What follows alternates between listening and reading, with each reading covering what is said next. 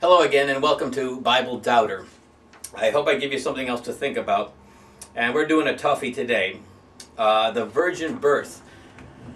That is an issue that even sympathizers with Christianity, if not believers or sympathizers, have a hard time with.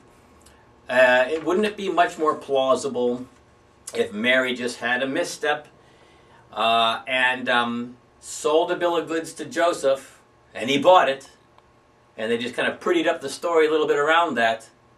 That's some more I could believe than the virgin birth and everything that goes with that in Scripture.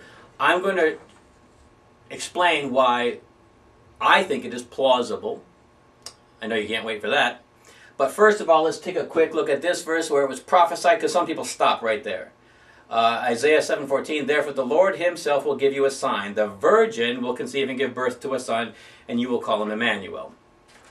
That word virgin, as it's translated there, is the word alma in Hebrew. And it can be translated as virgin, but it can equally, and just as rightly, be translated young woman.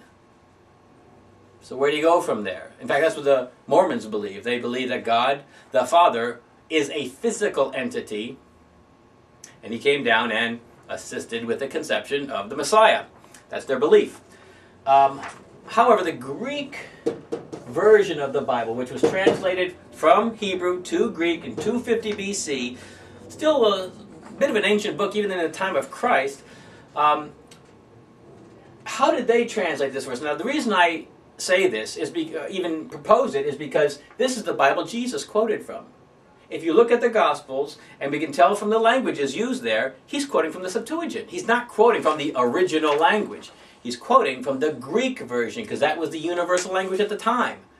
Everyone who did any kind of international trade used Greek, and this was the Greek version, and Jesus quoted from it. How does it translate that verse? It uses the word parthenos, which really there's no wiggle room around it. It means virgin, a literal virgin. In fact, we get the word Parthenon from that. That was that famous building, that temple built in Athens to the virgin goddess Athena. Now past this, is it possible? Is it plausible? So it was prophesied, okay. But is it realistic? Well, the reason why it had to be a virgin birth, theologically, then I'll get to the plausibility, is he was to be the sacrifice. He was to be the flawless, sinless sacrifice for the sins of the world. The Jews, as they understood from the Old Testament, the man of the house, laying his hands on a sheep, a lamb without blemish. And while he is laying his hands on, the belief was he is transmitting the sins of his whole family onto the lamb. The throat is cut, the blood is drained, this was the imagery that was to point them to the Christ who was the perfect. He had to be perfect. If he was born of a human father, he inherited the sin nature. And that would not be a sufficient sacrifice for us to be cleared of the consequences of our sin in the eyes of God. It had to be a perfect sacrifice, a substitution sacrifice. Now, plausibility. Did it really happen? Could it really happen? The only thing I can appeal to is Genesis 1:1. Now that's a step of faith, because I believe in Genesis 1:1. Genesis 1:1, in the beginning God created the heavens and the earth. Well, pretty much everything else is downhill from there when it comes to faith.